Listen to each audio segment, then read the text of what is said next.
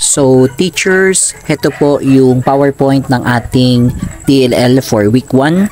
So kung makikita nyo po, ito ay for grade 4, quarter 1, week 1 PowerPoint.